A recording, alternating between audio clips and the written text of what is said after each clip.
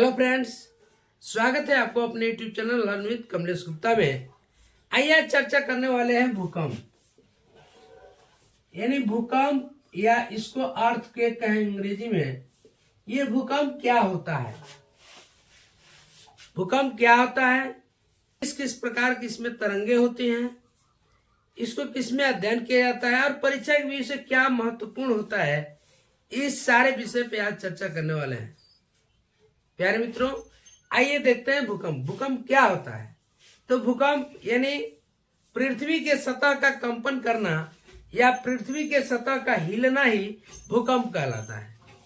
पृथ्वी के सतह का हिलना या कंपन करना ही क्या कहलाता है? भूकंप कहलाता है। जैसे ये पृथ्वी आपको पता है कि यह पृथ्वी का आंतरिक संरचना 3 प्रकार का है। ऊपरी वाले हिस्से को हम कहते हैं भूपर्पटी, बीच वाले हिस्से को मेंटल कहते हैं और सबसे नीचे वाला हिस्सा को हम कोर कहते हैं। ये ऊपर वाली जो भूपर्पटी है या ठोस अवस्था में है, जबकि मेंटल वाला हिस्सा जाएंगे तो वह क्या है? पिघली हुई पदार्थ के रूप में है या द्रव के रूप में है। अंदर इतना ज्यादा तापमान है कि तापमान के कारण नीचे कोई भी वस्तु यहाँ पे पिघली हुई अवस्था में होती है, चाहे लोहा हो, चाहे पत्थर हो, चाहे जो भी इसमें जो भी चीजें होंगी वह पिघली हुई अवस्था में होगी, क्योंकि वह बहुत ही टेम्परेचर ज्यादा है।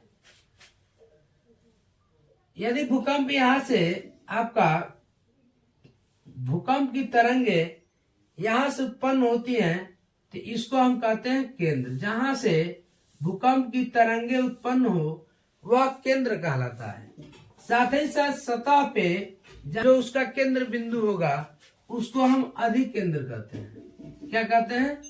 अधिकेंद्र।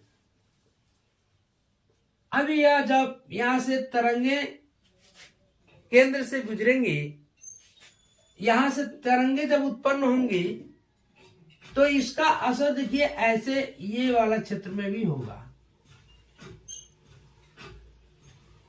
मेन ये हो गया और ये अगल बगल का हिस्सा हो जाएगा, यहां पे भी उसके असर देखने को मिलेंगे। अब बात करते हैं कि इन भूकंप का अध्ययन हम किसमें करते हैं या भूगोल की कौन सी शाखा में। प्रश्न आपसे पूछा जाता है कि भूगर्भ के किस शाखा में भूकंप का अध्ययन किया जाता है या भूगोल के किस शाखा में भूकंप का अध्ययन किया जाता है, तो आपका आंसर होता है सिस्मोलॉजी। क्या होता है? सिस्मोलॉजी। सिस्मोलॉजी में भूकंप का अध्ययन किया जाता है। साथ ही साथ ये भी प्रश्न आपसे पूछे जाते हैं कि भूकंपी तरंगों को किसमें मापा जाता है। भूकंपी तरंगों को किसमें मापा जाता है? आंसर होता है आपका सिस्मोग्राफ। क्या होता है? सिस्मोग्राफ। एक प्रश्न और पूछे जाते हैं आपसे, भूकंपी तरंगों की तीव्रता किसमें मापी जाती है। देखिए, भूकंपी तरंगों का किससे मापते हैं? भूकंपी तरंगों को तो सिस्मोग्राफ से मापते हैं। ये आपसे प्रश्न पूछा जाए कि भूकंपी तरंगों की तीव्रता किसमें मापी जाती है, तो उसको मापा जाता है रिक्टर स्केल में।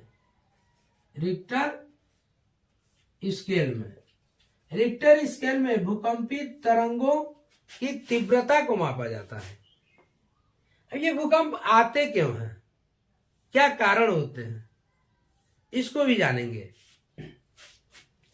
आपको पता है कि ये पृथ्वी का सतह जो भी है वह प्लेटों पे स्थित है और प्लेटें 3 गति करते हैं।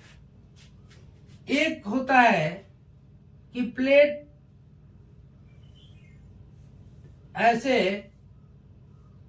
ये प्लेट इधर जा रहा है, ये प्लेट इधर आ रहा है, जिसको हम रूपांतर परिसीमा या रूपांतर गति कहते हैं। दूसरा ये स्थिति होता है कि प्लेट एक दूसरे के विपरीत जा रहा है। मतलब ये प्लेट इधर हो रहा है, ये प्लेट इधर हो रहा है, ये प्लेट इधर जा रहा है, ये प्लेट इधर जा रहा है। तो इससे यह जो कहलाता है, यह स्थिति यह कहलाता है अपसारित परिसीमा या अपसारित गति। तीसरा गति जो करती है प्लेटें, एक ये होता है, जैसे एक प्लेट आमने सामने चल रही थी, ये भी इधर चल दी, ये भी इधर चल दी, इसको हम कहते हैं अभिसारित परिसीमा या अभिसारित प्लेट की अभिसारित गति। अब तीनों की स्थिति ये हो गई आपके रूपांतर, ये हो गया आपका अपसारित, और ये हो गया आपका अभिसारित।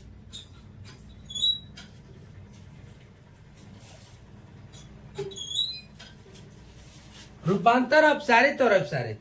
अब देखिए इन्हीं प्लेटों के गति के कारण भूकंप भी आते हैं, ज्वालामुखी क्रिया भी होती है और पर्वतों का निर्माण भी होता है। जैसे आपको बताऊं, ये वाली गति जब होगी तब पर्वत का निर्माण होगा आमने सामने, फोल्ड माउंटेन। जैसे कि आप जानते हैं हिमालय पर्वत का निर्माण इसी अभिसारित गति के, प्लेट के अभिसारित गति के कारण ही हुआ है। और ये वाला स्थिति देखेंगे अपसारित, ये यहां वाला स्थिति देखिए, इसमें पर्वतों का निर्माण होता है। इससे अपसारित वाली गति से क्या होता है, ज्वालामुखी का निर्माण होता है। और जब रूपांतर पर सीमा होती है या रूपांतर गति के कारण क्या होता है, भूकंप आता है। जहां प्लेटें गति कर रही होती हैं वहां पे भूकंप आने का चांस ज्यादा रहता है। खास भारत का बात करें तो भारत में उत्तर प्रदेश, उत्तराखंड, हिमाचल प्रदेश, ये वाले क्षेत्र में ज्यादा भूकंप आने का चांस रहता है। साथ ही साथ जापान में सबसे ज्यादा भूकंप आता है, जापान में, क्योंकि देखिए भूकंप वहीं आएगा जहां पे प्लेटें आसपास होंगी, प्लेटों में गतियां हो रही होंगी, तो जापान में ज्यादा चांस होता है भूकंप के आने का। ये तो सतह पे भूकंप आते ही हैं, अंतः सागरीय क्षेत्रों में भी भूकंप आते हैं, यानी सागरों महासागरों के अंदर भी भूकंप आते हैं, जिसे हम जापान में सुनामी के नाम से जानते हैं। जब महासागरीय क्षेत्रों में भूकंप आते हैं तो सुनामी जैसे लहरें उत्पन्न होती हैं। इसकी तीव्रता की बात करते हैं तो जब 2.0 रिएक्टर स्केल से लेके 3.0 तक रहे, यह कम विनाशकारी होता है या हल्के झटके महसूस होते हैं। लेकिन 6.2 से ज्यादा रिएक्टर स्केल पे जब इसकी तीव्रता रहती है तो वह ज्यादा विनाशकारी होते हैं। अब बात करते हैं मित्रों तरंगों की। ये तरंगें कितने प्रकार की होती हैं और किसका कौन तरंगे इसमें बहुत ज्यादा विनाशकारी होती हैं। पहला होता है प्राथमिक, यानी प्राइमरी कहेंगे इसको, प्राथमिक या पी आकार की तरंगे, प्राथमिक या पी तरंगे। इसमें क्या होता है कि यह जो इसकी वेग होते हैं, जो इसका वेग होता है वो 8 किलोमीटर पर सेकेंड तक हो सकता है,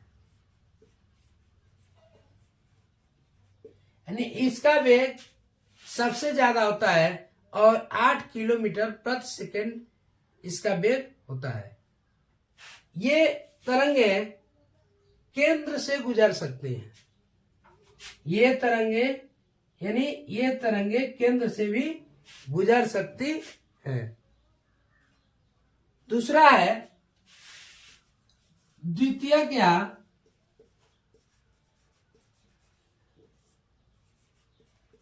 यश तरंगे। इसकी गति का, इसका वेग की बात करें, यह 4 किलोमीटर पर सेकेंड इसका वेग होता है, यानी 1 सेकंड में यह 4 किलोमीटर के वेग से यह तरंगे उत्पन्न होती हैं। बात करते हैं तीसरे तरंग का, तो इसको सतही या एल तरंगे कहते हैं। सतही इसलिए कहते हैं क्योंकि यह सतह पे आने वाला तरंग होता है और इसमें देखते हैं इसका वेग, तो इसका वेग 1.5 किलोमीटर से लेके 3 किलोमीटर पर सेकंड तक हो सकता है। अब इन तरंगों में ये बात हो कि सबसे पूछा जाता है कई बार प्रश्न आपसे कि सबसे भयानक, सबसे खतरनाक कौन सी इसमें तरंगे होती हैं, विनाशकारी कौन सी तरंगे होती हैं। तो सबसे विनाशकारी जो तरंग होता है वह होता है यल तरंग या सतही तरंग। यल तरंग इतना विनाश, क्योंकि यह सतह पे आता है, सतह पे आने का मतलब हुआ कि बहुत सी चीजों को यह नुकसान पहुंचाता है। तो प्रश्न आपसे ये पूछा था कि वेग इसका ज्यादा है प्राथमिक का, लेकिन इसका वेग कम होते हुए भी यह क्या है, खतरनाक है या विनाशकारी है। ये तरंगे यदि अधिक घनत्व वाले पदार्थ से होकर जब गुजरेंगी तो इसका वेग बढ़ जाता है, जबकि कम घनत्व वाले क्षेत्र से होकर गुजरेंगी तो इसका वेग क्या होता है, घट जाता है।